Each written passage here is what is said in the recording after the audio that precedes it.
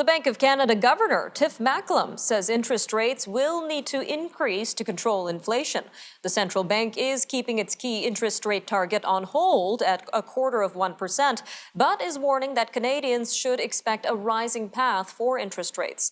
Mr. Macklem says the rapid spread of the Omicron variant of COVID-19 has been an economic wildcard, which is why the bank held off on hiking rates. CIBC Chief Economist Avery Schenfeld expects the Bank of Canada to raise rates in March if the country gets better news about Omicron. Well, joining us now to give us an idea of how these interest rates might impact Canadians in the near future is Brendan Caldwell, Director of Caldwell Securities Limited. Brendan, welcome back to Forum Daily. Always great to be here, Nima. Thank Always you. great having you, Brendan. Now, both the Bank of Canada and the Federal Reserve are expecting to begin these rate hikes in March and accelerate this year. But could this be a good thing? Would this maybe help slow the pace of price pressures that we've been seeing throughout 2021? Well, weirdly, Nima, the actually raising interest rates, which is supposed to slow the economy down by making it more difficult to access capital. I mean, it's hard enough to access fruits and vegetables now. Because of supply chain issues. So now they make it harder to access capital. As you say that out loud, does it sound like something that actually will help inflation, at least in the short term, slow down, or will it actually raise the price of things? So yes, in theory, raising short-term interest rates, which is the part of the yield curve, the very short-term rates that the Bank of Canada and the U.S. Federal Reserve control, raising them is supposed to slow down the economy and dampen out inflation. But at least in the short term, it may well have the opposite effect.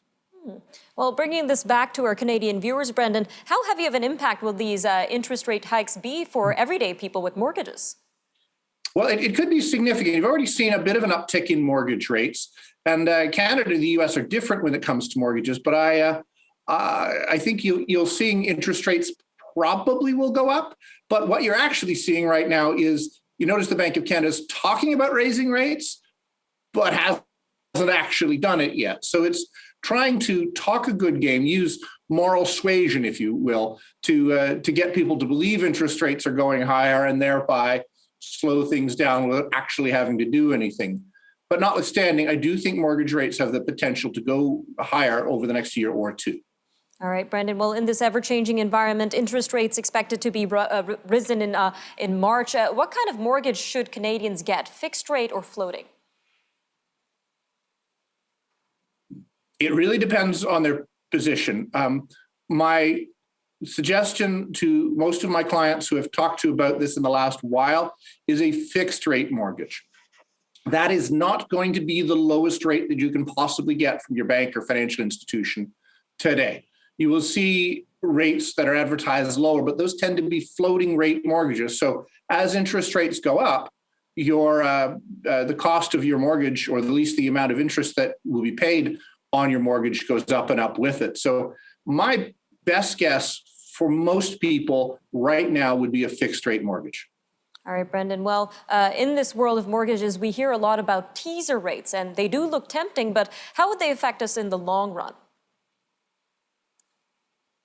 Well, that's what you're seeing is you'll see a very low rate posted, but it will be a floating rate, so that it may be that after 3 months or 6 months the rate goes up automatically, or it may be that as interest rates as a whole, as the Bank of Canada raises interest rates and the bank raises their prime rate, you may see those rates begin to creep up or even go up quite dramatically in the next while. So the lowest rate posted, these, what word to use, teaser rates, could actually be a trap, might be a strong word, but they're meant as a teaser. They're meant to get you in. But I think people should look at a fixed rate mortgage over as long a period of time as is feasible, 3 years, 5 years, something along those lines.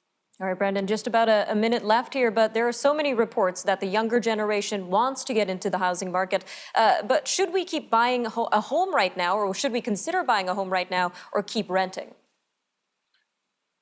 Well, I think first and foremost it's a lifestyle choice to where you want to live, how you want to live. My feeling is that these interest rates will at least give us a bit of a pause.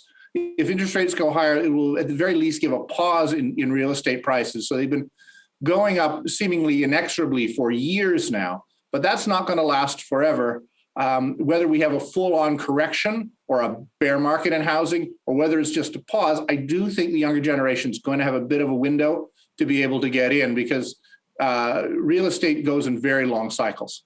All right, Brendan Caldwell, always great having you on Forum Daily. Thank you again for your time today. Thank you, Nima.